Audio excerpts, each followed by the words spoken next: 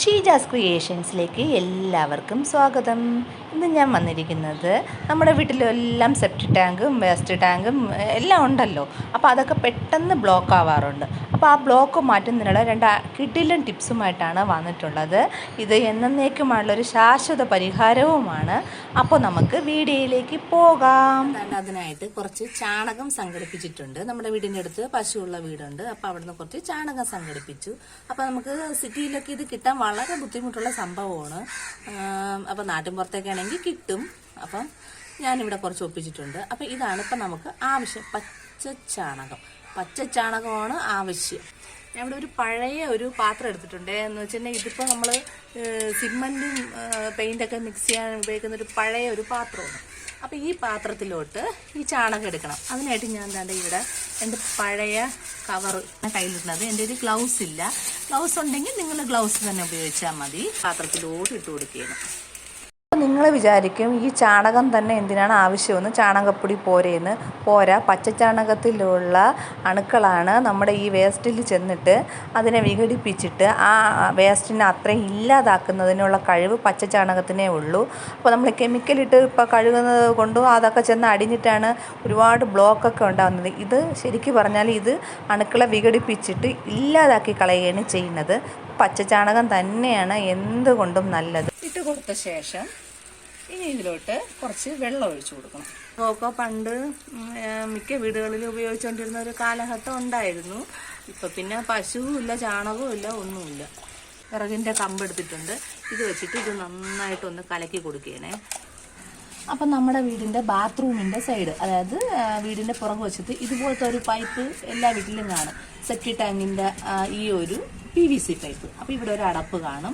ഈ അടപ്പ് തുറന്നിട്ട് നമുക്ക് ഇതിൻ്റെ അകത്തൂടെ ചാണകവെള്ളം ഒഴിച്ചു കൊടുത്താൽ കംപ്ലീറ്റും അതിൻ്റെ അകത്ത് എന്തെങ്കിലും ബ്ലോക്ക് ഉണ്ടെങ്കിൽ പോകുകയും ചെയ്യും, പിന്നോട്ട് ബ്ലോക്ക് വരത്തുമില്ല. അപ്പം ഇത് ഞാൻ ഓൾറെഡി ഇന്നലെ ഇത് ഒഴിച്ച സംഭവമാണ്. അപ്പോഴത്തേക്ക് അതുകൊണ്ടാണ് ഞാൻ ഇതിപ്പോൾ കാണിക്കുകയാണ്. ഇപ്പോൾ ഒന്ന് തുറന്നു കൊടുത്തു. ഇതിലോട്ട് ഈ ചാണകത്തിൻ്റെ ആ ഒരു ഇതുണ്ടല്ലോ, ഇതിങ്ങനെ ഒഴിച്ചു കൊടുത്താൽ മതി. ഇതിൻ്റെ അകത്തോട്ട് ഒഴിച്ചു കൊടുക്കണം.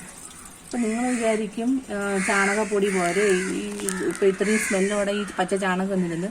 പച്ചച്ചാണകമാണ് നമുക്ക് ഏറ്റവും ആവശ്യമുള്ള സംഭവം. കാരണം എന്ന് വെച്ച് കഴിഞ്ഞാൽ പച്ചച്ചാണകത്തിൽ ഒരുപാട് അണുക്കളുണ്ട്. അപ്പോൾ ഈ അണുക്കളാണ് നമുക്ക് കൂടുതലും ആവശ്യം. ഒറ്റ പ്രാവശ്യം നമുക്കിത് ചെയ്താൽ മതിയാകും, ബ്ലോക്കൊക്കെ മാറും. ഇതിൻ്റെ അകത്തുള്ള അണുക്കളെല്ലാം ഇതായിട്ട് ഇതിൻ്റെ അണുക്കളും കൂടെ ചെന്നിട്ട് എന്തെങ്കിലുമൊക്കെ ബ്ലോക്ക് ഉണ്ടെങ്കിൽ അതെല്ലാം വിഘടിച്ചങ്ങ് മാറ്റും. ക്ലോസറ്റിൻ്റെ അകത്ത് ഒഴിച്ചു കൊടുത്താലും മതി. അപ്പോൾ കറക്റ്റ് ഈ സെപ്റ്റിക് ടാങ്കിൻ്റെ അകത്തോട്ട് ഈ ചാണകവെള്ളം എത്തുമ്പം തന്നെ ക്ലിയർ ആവും. ഇപ്പോൾ ക്ലോസറ്റിലൊക്കെ ഒഴിക്കുമ്പം ഭയങ്കര സ്മെല്ലാണ്, ഇതാണെന്നൊക്കെ തോന്നുന്നവർക്ക് ഇതങ്ങ് തുറന്നാൽ മതി കേട്ടോ. വൃത്തികേടാകണ്ട, ഇത് തന്നെ അങ്ങ് തുറന്ന് കൊടുത്താൽ മതി.